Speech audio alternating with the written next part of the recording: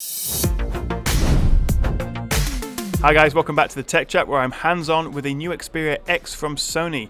It features a 5-inch 1080p display, it runs Android 6. We've got a 23 megapixel rear camera, 13 megapixel front, although both do have the same sensors as last year's Z5 phone, so I'm not sure we'll see a massive increase in quality there. We've also got a Snapdragon 650, which is a bit peculiar because that's a mid-range chip.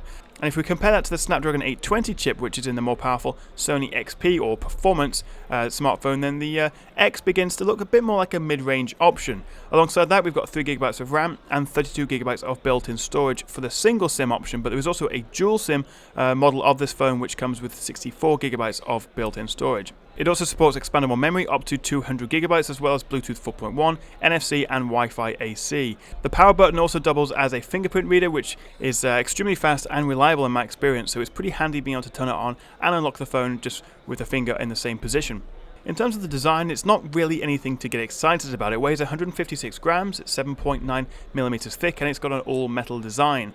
But the problem is, it just looks a bit old. We haven't seen much innovation from Sony in their smartphones, particularly in terms of design, since, well, the Z2 and sort of the Z3. Everything's been a very minor incremental upgrade, a bit of a refinement, and even though we've changed from the Z series now to the X series, we're still seeing this fairly old, fairly staid design. I still think it looks quite classy, quite premium, but the really big chunky bezels and just overall the lack of innovation means it's not really anything to get excited about. It is reasonably comfortable to hold thanks to the rounded corners, and you do get a choice of colours including lime gold, white, rose gold and graphite black, so you can definitely take your pick. I'm not a big fan of the lime gold that we see here that I'm hands-on with, but obviously that's personal taste. So the Xperia X is due out in the summer, but the price is still to be announced. But I'm not really that excited. I'm not really sure how many people are going to go out and buy one of these, especially compared to the strong competition we're seeing from LG and Samsung this year. There's just not a lot of innovation. There's not a lot to talk about. We've got Android 6, of course.